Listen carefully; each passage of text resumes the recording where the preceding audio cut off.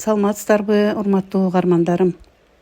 Ар бириңиздердин өмүр жолуңуздарда ишеним, берилгендик жана соолубас сүйүү дайыма коштоп жүрсүн.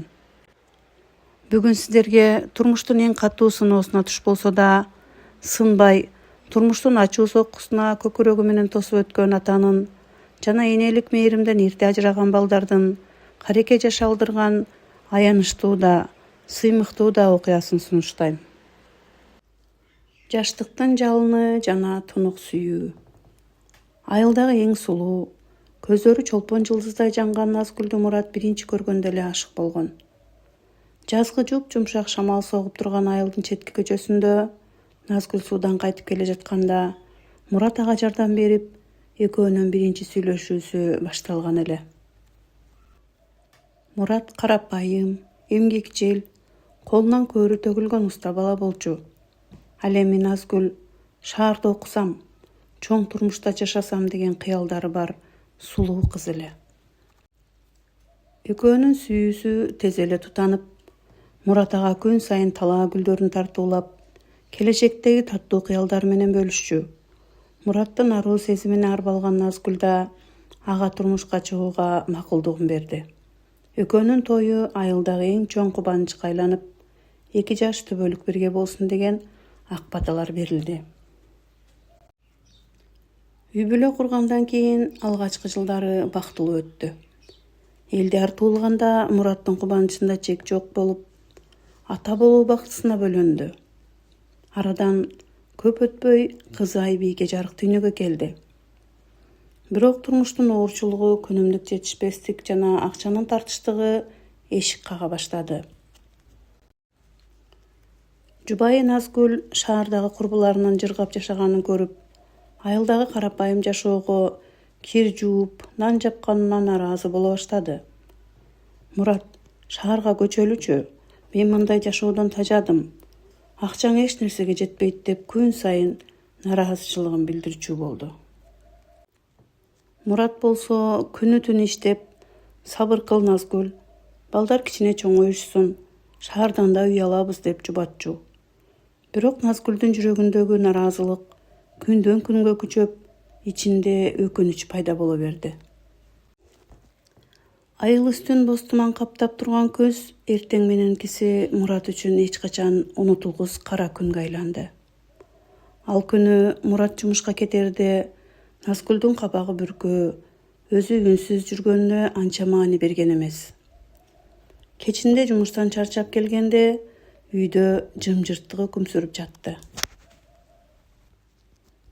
Бешиктеги 8 айлык Айбийке ыйлап, ал эми 5 жаштагы Элдияр бурчтагы оюнчугун кучактап, коркуу сезимде отурган. Үстөлдүн үстүндө болгону кыскача жазылган кат жатты. Мени издебегиле. Мен мындай жакырчылыкка, күнүмдүк оор турмушка чыдай албайм. Мен өз бактымды табышым керек. Ал жазууну окуган соң Мураттын буту алдынан жер тайгаланып бараткандай болду. Ал аялынын артынан чуркап, айылдагы автостанцияга чейин барды. Бирок кеч болуп калган эле. Колундагы катты мыжыгып, карегинен ачуу жашагып жатканда үйдө калган 2 кичинекей канатсыз чымчыктай болгон балдар эсине түштү. Ал ошол замат көз жашын сүрттү да өзүнө сөз берди. Бул менин балдарым эч качан өкүнбөйт. Мен алар үчүн ата да, апа да болом. Ошентип Мурат үчүн чыныгы сыноо башталды. Эртең мененки 8 айлык кызына сүт жылытып, анын жалаягын алмаштыруу, Элдиярды бала бакчага даярдоо оңойго турган жок.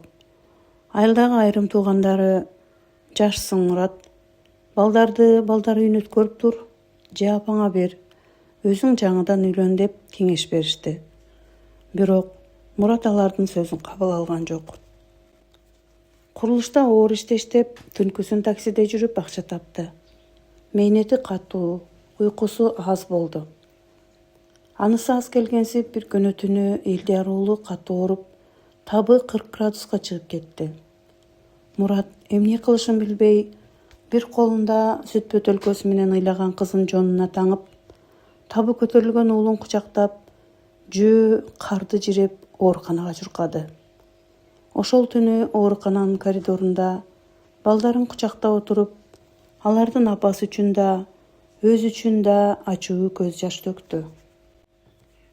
Жылдар өтүп, Айбике мектепке барганда атасын эркелеп: «Ата, башка кыздардын апасы чачын өрүп берет экен. Меникин неге окшоштурбай атасың?» дегени Мураттын жүрөгүнө канжардай сайылды. Ал түндөрү видеолорду көрүп, чач өрүүнү, камыр жууруп тамак жасоону үйрөндү. Анын колдорундагы чор, чекесиндеги бырыштар балдарынын бактылуу күлкүсүнүн баасы эле. Арадан 15 жыл өттү. Мурат балдарынын бутуна тургузду. Элдияр архитектура институтун аяктап, өз компаниясын ачса, Айбике республикалык бий конкурсунун жеңүүчүсү болуп, медицина тармагында окуусун улантып жатты. Мураттын эмгеги акталып, эл арасында кадырбактуу атага айланды. Дал ошол кубанычтуу күндөрдүн биринде эшиктин босогосунда баягы таштап кеткен Назгүл пайда болду. Анын кийими эскирген, карегинде катуу өкүнүч менен муң бар эле. Башка жактан бактысын таппай, карыганда кароосуз калып, балдарына кайтып келген болчу. Айбике менен Элдияр апасын карап, анан жетектеп келген атасын кучакташты. Элдияр апасына карап сабырдуулук менен мынтип айтты: «Биз сизди жек көрбөйбүз. Анткени биздин атабыз бизге жүрөгүбүздө жек көрүү эмес, сүйүү өстүрүүнү үйрөткөн. Бирок бизге апа да, ата да болгон бир гана адамыбыз бар. Ал ушул инсан. Сизге материалдык жардам беребиз, бирок биз жоготкон жылуулукту кайтара албайсыз».